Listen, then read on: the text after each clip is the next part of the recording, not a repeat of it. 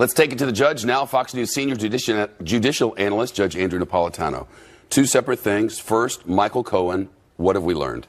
We've learned that federal prosecutors here in New York City, not Bob Mueller and his team in Washington, D.C., career prosecutors here in New York City, have evidence that the President of the United States committed a felony by ordering and paying Michael Cohen to break the law. How do we know that? They told that to the federal judge.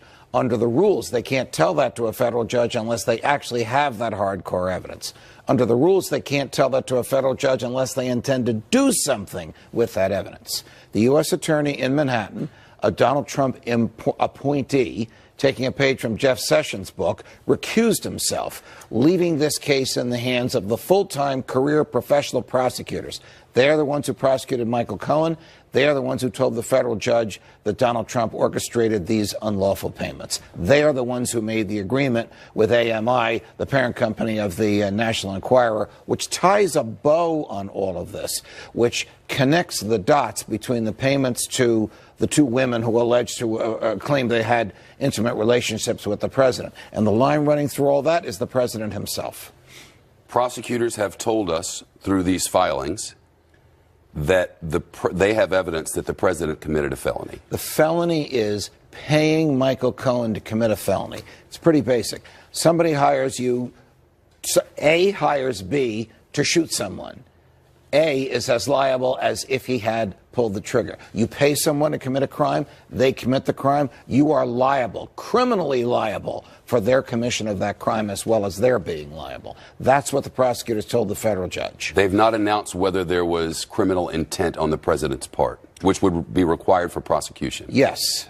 We don't know what they know. It's interesting, Shep. They have announced that they have this evidence. They've announced the existence of the evidence. They haven't revealed the substance of it.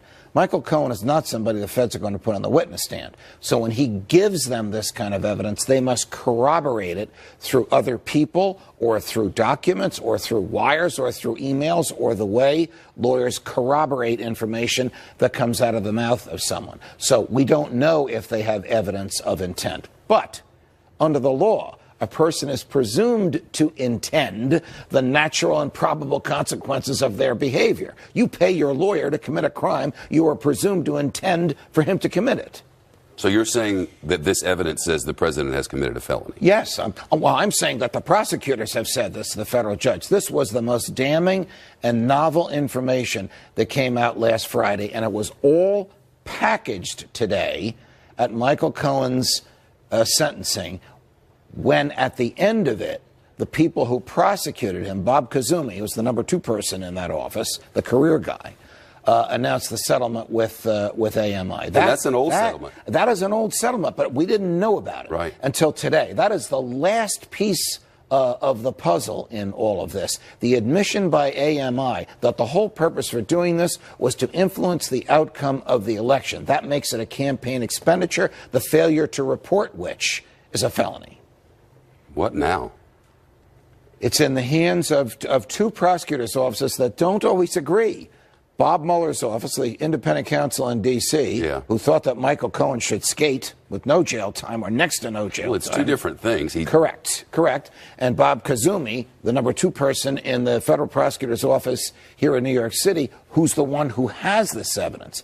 The other interesting thing here that came out last Friday is the president's being investigated by prosecutors other than Bob Mueller? Yes.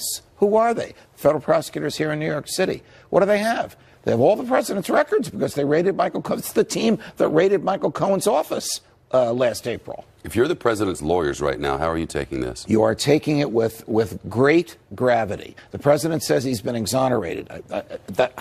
I've got to believe he's saying that for political purposes. No rational person could construe this as an exoneration. It's the opposite unless of that, they're escaping reality. He is in the crosshairs now of 2 prosecutors, federal prosecutor's office in his own Department of Justice. Bob Mueller in Washington, D.C., and the federal prosecutors in the Southern District of New York here in Manhattan. And we haven't even heard any Russia stuff.